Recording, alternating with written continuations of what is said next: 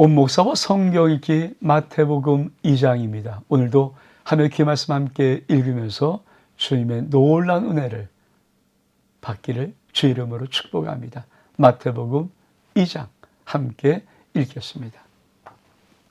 마태복음 2장 동방으로부터 박사들이 경배하러 오다. 헤롯 왕 때 예수께서 유대 베들레헴에 나심에 동방으로도 박사들이 예루살렘에 이르러 말하되 유대인의 왕으로 나신 이가 어디 계시냐? 우리가 동방에서 그의 별을 보고 그에게 경배하러 왔노라. 헤롯 왕과 온 예루살렘이 듣고 소동한지라 왕이 모든 대장과 백성의 소견들을 모아 그리스도가 어디서 나겠느냐 물으니 이는 유대 베들레헴이니 이는 선자로 이렇게 기록된 바 또 유대 땅 베들레헴아 넌 유대 고을 중에서 가장 작지 아니하도다. 내게서 한 다스린 자가 나와서 내 백성 이스라엘의 목자가 되리라 하였음이라.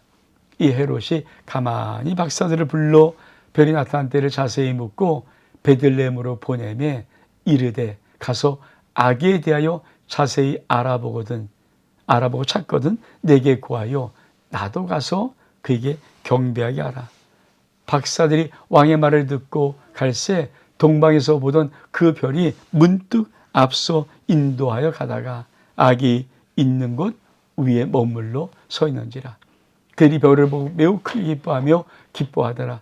집에 들어가 아기와 그의 어머니 마리아가 함께 있는 것을 보고 엎드려 아기께 경배하고 보배합을 열어 황금과 유향과 모략을 예물로 드리니라. 그들은 꿈에 헤롯에게 돌아가지 말라 지시함을 받아 다른 길로 고국에 돌아가니라. 마태복음 2장은 예수 그리스도의 탄생을 하나님이 만방에 어떻게 알리셨는가? 그렇죠? 하나님이 예수 그리스도의 탄생을 하늘에다가 예수 그리스도의 탄생했다라고 별 하나를 띄워 놓으신 거예요. 근데 인간들은 사실 하늘을 보기보다는 땅을 보고 살잖아요. 근데 하늘을 본 자들이 있어요. 그것이 뭡니까? 동방. 어디인지 모르지만 동쪽의 어느 한쪽에 천문학자들 별을 관찰하고 별을 잘 보고 있는 이 박사들이 있었습니다. 그들이 그 별을 본 겁니다. 우리 한번 하나님의 말씀을 보면서 그들의 의미는 어떤 의미인가를 한번 보기를 원합니다. 자, 헤롯 왕 때입니다. 헤롯 왕 때. 그러니까 예수님이 태어난 때가 헤롯 왕 때죠. 예수께서 유대 어디 베들레헴에서 나셨습니다. 근데 동방에서부터 박사들이, 그러니까 첨성가, 이를 말하면 별을 연구한 사람들이 예루살렘에 이르렀습니다. 그러면서 뭐라고 말합니까? 유대인의 왕으로 나신 이가 어디 계시냐? 우리가 동방에서 그의 별을 보고 그의 경배하러 왔노라. 여러분, 동방에서부터 먼 곳에서부터 이들이 세 사람이 그 별을 보고 온 거예요. 근데 어디까지 왔습니까? 예루살렘까지 온 거예요. 그리고 야, 여긴가 보다고 예루살렘에 들어가서 유대인 왕으로 오신. 근데 이 성에 누가 있었습니까? 헤롯 왕이 헤롯 왕. 아니, 자기가 지금 유대의 왕으로 자기가 분봉을 받았는데, 아니, 갑자기 또 동방에서 어떤 박사들이 와서 유대의 왕으로 나신 이건 누구냐고 물어보면, 여러분, 얼마만큼 소동스럽게 기가 막히겠습니까? 그래요. 이런 일이 일어납니다. 그렇죠? 헤롯 왕과 온 예루살렘이 듣고 소동한지라. 야, 유대의 왕으로 나신 이가 도대체 누구야? 그래서 왕이 모든 사람과 백성이 묻습니다. 야, 그리스도가 어디서 나겠느냐? 야, 유대 베들레헴입니다. 그리고 선자 이사야 선자입니다. 이사야 이렇게 기록했습니다. 그러면서 우리가 유대 땅, 미가 선지자가 이렇게 했습니다. 유대 땅 베들레헴아, 넌 유대 고을 중에서 가장 작지 아니하다. 내게서 한 다스린 자가 나와서 내게서 이스라엘의 목자가 되리라 하였다. 그러니까 베들레헴에서 태어난다. 여러분, 지금 우리가 지금 마태복음 1장에도 이사 선지자의 예언을 끄집어내죠. 2장에는 또 미가 선지자의 예언을 끄집어내죠. 여러분, 이것이 뭡니까? 마태복음의 수신자가 유대인이에요. 그러니까 유대인의 왕으로 오신 예수 그리스도를 소개하고 싶어서 이 마태복음을 그 중점적으로 기록했기 때문에 구약을 인용합니다. 너희가 아니 하나님이 선지자를 통해서 말했던 이 예언자가 바로 이분이다, 이 말을 집어주는 거예요. 그러니까 여러분, 이미 하나님은 예수 그리스도 어디서 날 것인가를 예언했어요. 어디입니까? 베들레헴이에요. 동방박사한테 이 말을 던져줍니다. 그러면서 야, 언제 별이 나타나? 자세히 묻고 뭐라고 말합니까? 너희들이 아기를 진짜 찾거든 나한테 와서 내게 얘기해. 나도 얼른 가서 그 아기에게 유대의 왕으로 와서 그러니까 내가 경배하여 드릴게. 자, 거기서 박사들이 베들레헴으로 가는데 참 멋있는 것은 박사들이 왕의 말을 듣고 갈새 동방에서 보던 그 별이 문득 앞서 인도하여 가다가 아기 있는 곳 위에 머물러 선지라. 그러면 아니, 왜 이 동방 박사는 예루살렘으로 들어가 버렸을까요? 베들레헴 바로 안 갔을까요? 어쩌면 이 별을 쭉 오다가 순간적으로 대충 짐작, 여긴가 보다라고. 하늘에 별이 떠 있으니까 이 별이 어디인지 잘 정확한 위치를 모르잖아요. 그러니까 대충 짐작해서 아마 여긴가 보다. 근데 베들레헴 말고 정말 나와보니까 별이 정확하게 앞서서 인도하고 아기 있는 곳 위에 정확하게 머물러 서 있는 거예요. 그럼 여기서 우리가 참 좋은 팁 하나를 꼭 좀 알아야 합니다. 여러분, 하나님의 말씀은 한마디 한마디를 곱씹어 잘 새기고 들어야 합니다. 대충 넘기면 안 돼요. 결국은 동방박사가 대충 여길까 보다라고 듣는 예루살렘의 헤롯이 이 유대인의 왕이라는 소식을 어떻게 합니까? 우리 다음 달에 얘기했지만 결국은 그곳에 있는 모든 아이를 죽여버려요. 그러니까 참 우리가 대충하지 아니하고 말씀을 정확하게 요 말씀은 이런 뜻이구나를 아는 것 굉장히 중요합니다. 드디어 이 동방박사가 아기 있는 곳을 찾아왔습니다. 어떻게 합니까? 그들이 별을 보고 매우 크게 기뻐하더라. 집에 들어가 아기와 그의 어머니 마리아와 함께 있는 것을 보고 엎드려 아기께 경배하고 보배함을 열어 황금과 유황과 모략을 예물로 드리니라. 성경이 무엇을 말하고 있는가를 참 성경은 스스로 자증합니다. 스스로 증거하신다는 거죠. 여러분, 복음서의 초점은 뭡니까? 사람이 아닙니다. 예수 그리스도십니다. 우리가 보통 여러분, 아기가 어머니 품에 있어요. 아기가 있어요. 그러면 우리 누구에게 인사합니까? 아기는 말을 못하잖아요. 애기니까 어머니에게 인사하죠. 근데 이 동방박사는 누구에게? 아기께 경배합니다.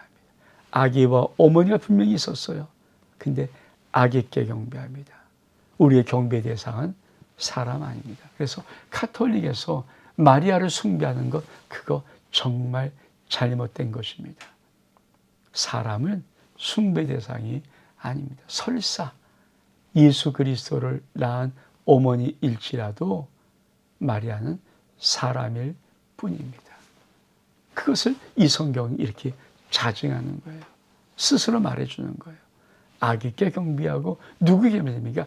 아기께 황금과 유향과 모략입니다. 황금, 왕이기 때문에 황금 드리는 겁니다. 유향, 아름다운 향기 내는 것, 왕이기 때문에 드리는 겁니다. 모략은 마지막 예수의 죽음을 의미하는, 그러니까 동방박사가 황금과 유향과 모략을 드리는 이 세 가지 예물은 예수 그리스도가 어떻게 인생을 살며 그의 정체성이 무엇인가를 말해주는 놀라운 말입니다. 근데 이들이 헤롯에 돌아가면 어떻게 합니까? 큰일 나니까 꿈에 헤롯에 돌아가지 마라. 그리고 천사가 다른 길로 고국에 갈 수 있도록 말합니다. 우리 한번 그 다음 단락을 볼까요? 애굽으로 피난하다. 그리 떠나는 주의 사자가 요셉에게 다시 현몽, 참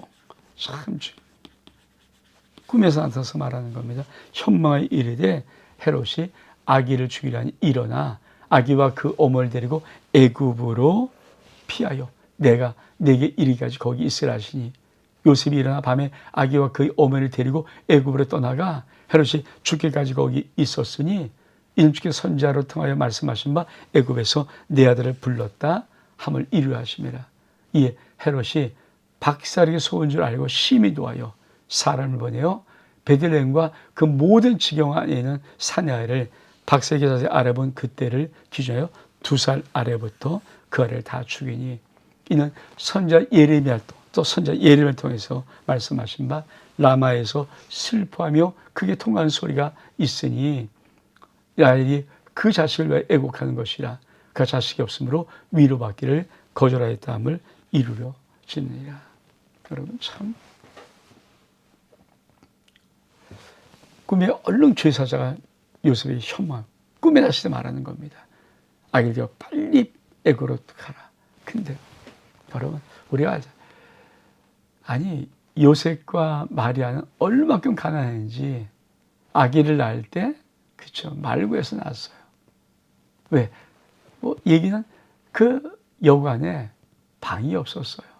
근데 사실은 만약 돈이 많고 웃돈이 없으면 어떻든 방학가 마련했을 거 아닙니까?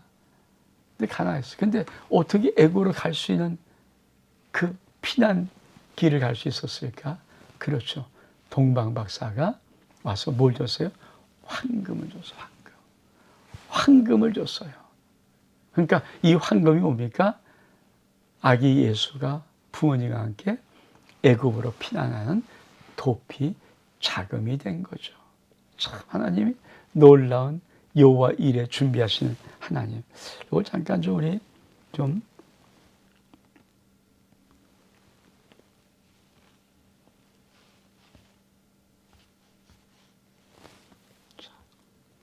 지도를 좀 보기를 원합니다. 자, 나사렛 사람이죠.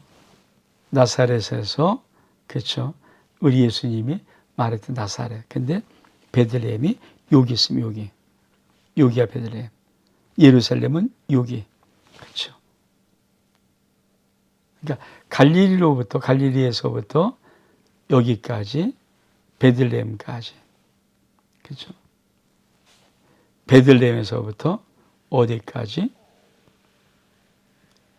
여기가 애굽입니다. 애굽. 꽤 먼 거리죠. 이 먼 길을 지금 예수님이 애굽으로 피시하는 거예요. 성경은 뭡니까? 애굽에서 내 아들을 불러냈다. 호세아의 선지자를 이용해서. 그러니까 하나님이 참 놀랍게 일일이 예수 그리스도의 모든 것들을 피난길을 예비하시고 미리 황금 주게 만들고 그리고 그것을 자금 삼아서 애굽에 살아갈 수 있도록 다 만드시는 하나님. 하나님이 당신들 예수 그리스도를 이렇게 하실 뿐 아니라 하나님은 하나님의 자녀된 저와 여러분들을 이렇게 돌보고 계십니다. 이 은혜가 있기를 주의 이름으로 축복합니다. 다시 우리가 본문으로 돌아오기를 원합니다.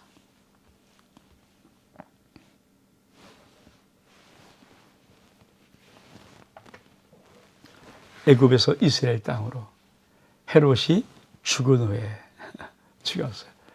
죄사가 애굽에서 요셉에게 현몽 다시 현몽에 이르되 일어나 아기와 그의 어머니를 데리고 이스라엘 땅으로 가라. 아기의 목숨을 찾던 자리 죽었느니라. 요셉이 일어나 아기와 그 어머니를 데리고 이스라엘 땅으로 들어가니라. 그때 아겔라오가 그 아버지 헤롯을 이어서 유대인의 임금됨을 듣고 거기로 가기를 무수하더니 꿈에 시션을 받아서 어디 갈릴리 지방으로 떠나서 나사렛 동네에 사니 선지자로 하신 말씀에 나사렛 사람이라 칭하려 하심을 이루려 하심이라. 그래서 예수님은 나사렛 사람. 우리가 보통 이런 말 하잖아요. 나사렛 예수 그리스도의 이름으로. 이 이름은 사실은 귀신을 내어 쫓고 축사를 할 때, 또 우리 병자를 치료할 때 이 이름을 많이, 나사렛 예수의 이름, 나사렛 예수 이름, 이 이름을 쓴 이유가 있습니다. 실제 우리 주님이 살았던, 이 땅을 밟고 살았던 그 예수 그리스도, 하나님의 아들이라는 거예요. 실제 우리의 모든 삶의 형편과 조건을 아시는 그분. 그래서 보통 우리가 치유를 말할 때 나사렛 예수 이름으로 이렇게 말하는 것입니다. 그러나 보통 우리가 대표 기도할 때는 하나님의 아들 예수 그리스도, 그러니까 예수 그리스도의 이름으로, 이 이름을 쓰는 것은 영적인 우주적인 하나님의 아들이란 모습의 의미를 가지고 있지만, 특별히 치유 기도할 때는 나사렛 예수 이름으로 말할 때 실제 이 땅을 살았던, 실제 역사 속에 이 땅을 밟고 있었던 그 실제의 사람, 실제 하나님 예수 그리스도의 이름으로, 즉 나의 모든 인간의 모든 형편과 모든 삶을 아시는 예수 이름. 그래서 나사렛이라는 말을 붙이는 것입니다. 온 목사와 성경 읽기 마태복음 2장 여기서 마칩니다. 샬롬.